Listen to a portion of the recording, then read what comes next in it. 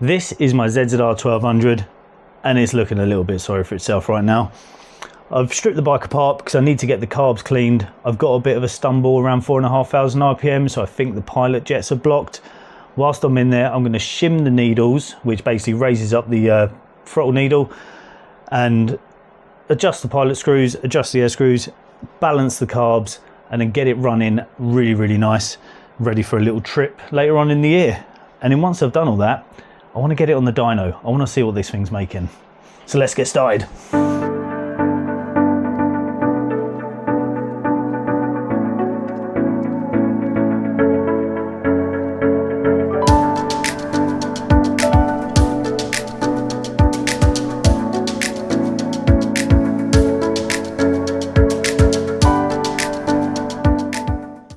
Okay, so a little tip if you're doing this sort of thing for the first time, take loads of photographs on your phone. That way, if you get a little bit confused on where things plug in, what pipes go where, you can just look back and hopefully you can work out from there.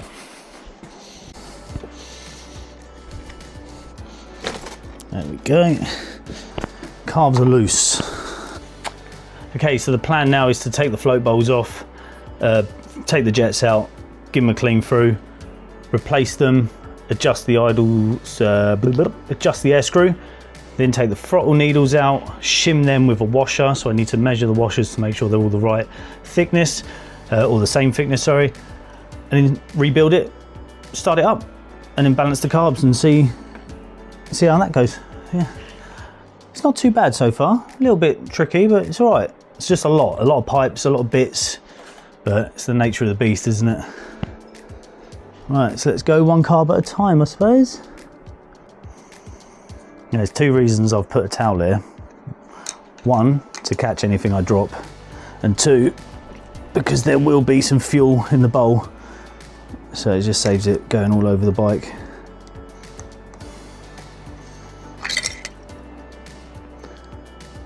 A lot of fuel. There we go, hence the towel, because that would have got well lost.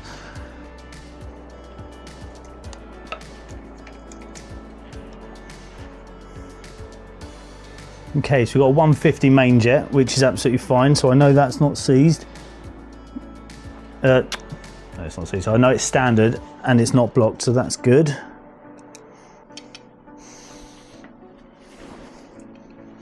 Here we are, one tiny little pilot jet, which should be a number 40 for this bike. And yeah, it looks like it.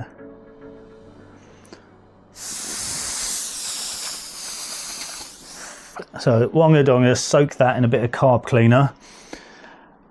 It doesn't actually look, and that one doesn't look too bad actually. I can see through it, but you know, there is a chance that only one of them is blocked, which is why it's playing rough. So I'll do all of them, and yeah, see you when I am rebuilding it. Right, so I've cleaned all the jets and I've let them soak, and I don't know if you can see that on camera, but look at all the gunk that was in that. No wonder it weren't running right, because that was basically all in pilot jets on the first and second carb. You couldn't even see through them, they were just completely full up. So hopefully that has fixed that issue. So now let's start tuning it, get the air screws turned all the way in, and then I'll turn them out 2.5 turns, and then I'll take the tops off and put the washers or the shims under the throttle needles, and it's time to balance them. Okay, so I figured whilst I was here I would just take the spark plugs out and check them. Although they look absolutely fine, I've got a set of brand new ones, so I've just gapped these and I'll put them in, and it's all going to help, isn't it? So why not whilst I'm in here? Just pinch them up. I'm actually using everything from the original Kawasaki toolkit because it's surprisingly good and just does the job well. Okay, so I've taken the throttle needle out, and I've got here my shims, which are just tiny little washers. You see that? But I've got 4 here. I've got 4 in my magnetic bowl because it's not as easy as just grabbing 4 washers and being like, yeah, they're all the same. So I've got a pack of these washers from a multi-pack just from Halfords, but I've just measured them with these, and they're surprisingly all pretty different. Let me start that again. They're all different basically. So some of them are thicker than others. So you want 4 that are the same, just to sort of try and make it easier to balance the carbs and get things working properly. So I've just measured all 4 of them, got all 4 identical ones, and it is as easy apparently as getting your needle, putting the shim on the needle, dropping it in like so, putting that in, putting your spring in, and then putting it back on the bike, and it's as easy as that apparently. So let's build it up and give it a go. Just going to clean them out a bit, they're a bit grubby. And just so you know, this isn't my garage, this is my mum and dad's garage, because I haven't got my own, and we haven't got round to tidying it up since my dad passed away, so I'm just sort of using it and trying to work around some of his stuff because it's too painful to deal with it. So I'm just going to clean this out anyway. So from start to finish, let me show you. So take the cap off, take the spring out,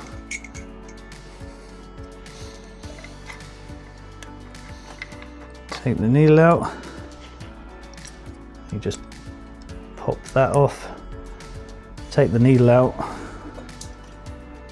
get your washer or your shim, whatever you want to call it, place it in, needle back in, drop your retainer back in,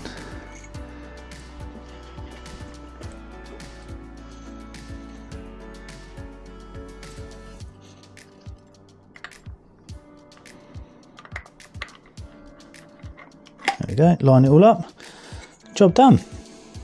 Screw it all back together. Just do that for all 4. So that's the shims put in. So now I'm going to, what am I going to do? Make sure everything is plugged in, plumbed in, try and balance the tank on here somewhere, set up the carb balancer and try and start it up and see what happens. Oh, new fuel filter. Got to put a new fuel filter in as well. Got to go find that. And then that can go in as well. Happy days. I've got a new genuine Kawasaki fuel filter, because why get cheap when these are pretty cheap already and you just know it's going to be good.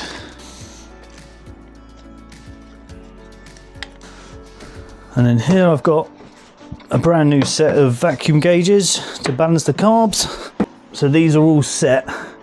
You see them all set into the white boxes at the top. So that's like a 0 mark. So you want to make sure they're all aligned properly. Otherwise your reading's going to be out and you're never going to be able to sync them. So yeah, do that. If you need to adjust them, there's a little screw on the inside there. You just basically just turn them really gently and that does that. So on my bike, every bike's slightly different, but on mine there is vacuum ports on the inlets, on the rubber inlets between the carb and the engine. So you just pull them off and then plug these in. 2 of them have got caps on them, so just take the caps off and put these on. Okay, so we've got the carbs on, vacuum lines hooked up, tank precariously perched and plugged in. So let's start the bike up and see what happens.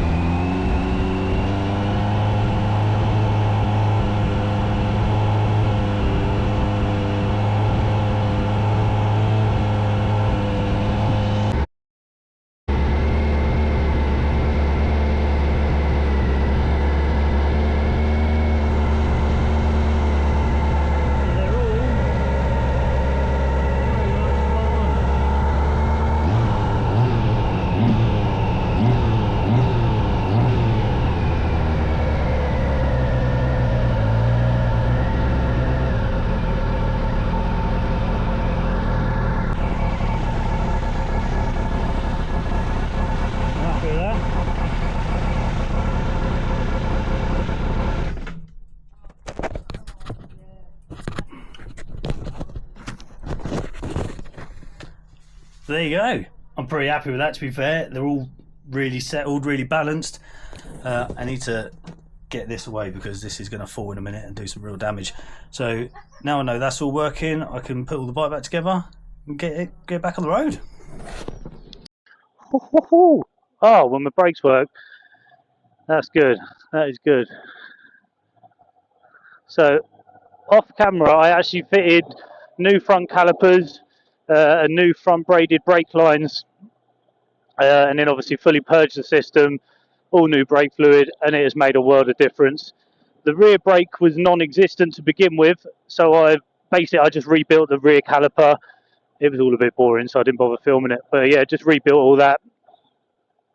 And oh yes, it actually stops me now. Right, let's see.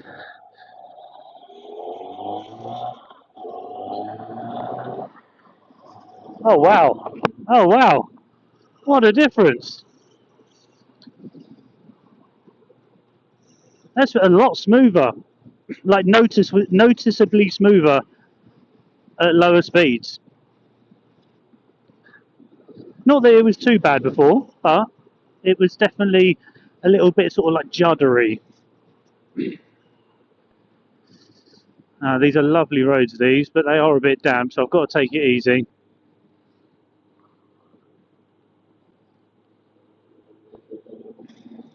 He says, oh, that's a very big speed. Woo! Wow, and that was in like fourth, doing 30, 40 mile an hour, just.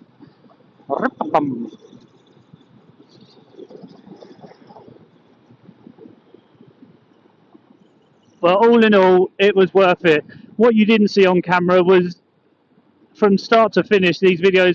This video is about a week apart because I put the bike all back together and it was absolutely fine. I took it out for a little ride, and then instantly, as soon as I got to the end of the road, I could smell fuel. And I obviously know that if you can smell fuel from inside your crash helmet, it's not going to be a good day.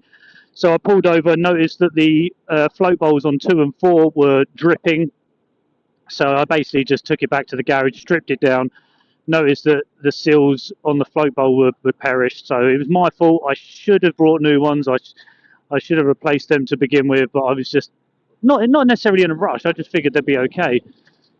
So I've had to wait for new seals to turn up. So I just put the new seals in, put the bike back together, and yeah, it seems okay so far. I can't smell any fuel. When I was starting up in the garage, I couldn't see any fuel. Stay there, thank you.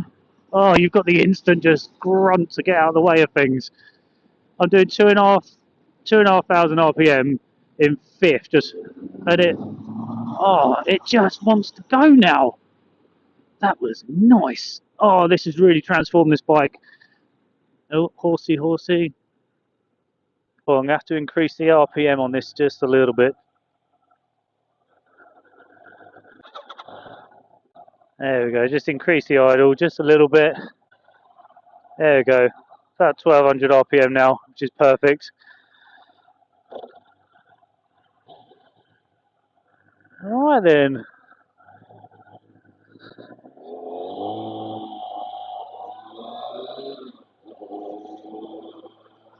I feel like on nice dry roads, this could be a bit of a wheelie machine now. It's just got that instant, that instant grunt. Not that it didn't have it before, but it's definitely improved it. Right, so second gear, 20 mile an hour, coming up to national speed limit, and 30, 40, 50, 60, 70. Oh my goodness.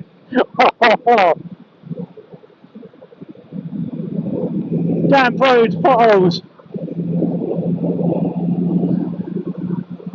This is ridiculous. That is just insane. I'm sure that's just as quick as modern superbikes, but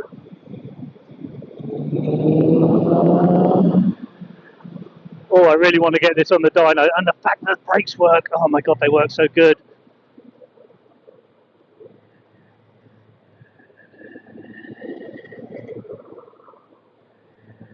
Oh, I can't wait for some dry roads. Dry roads, not dry robes.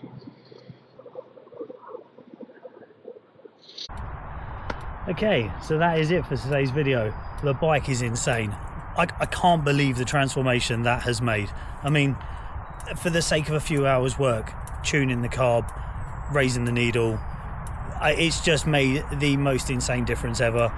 It just feels so much smoother. It feels just like a new bike, to be fair, and especially on these roads. I mean, they're a bit damp, getting a little bit foggy now, the weather's drawing in, but even still, it just feels incredible. I cannot wait for the summer because it's going to be a lot of fun. And also I've got a little trip planned to Austria, which should be nice. So yeah, next video is going to be this on the dyno. I want to see how much power it's making. It's got to be near the 160 mark, even though it's standard pipes, standard air filter. It just feels insane. So yeah, if you like this video, don't forget to like and subscribe, and see the next video with this thing on the dyno. I'm getting back on the roads.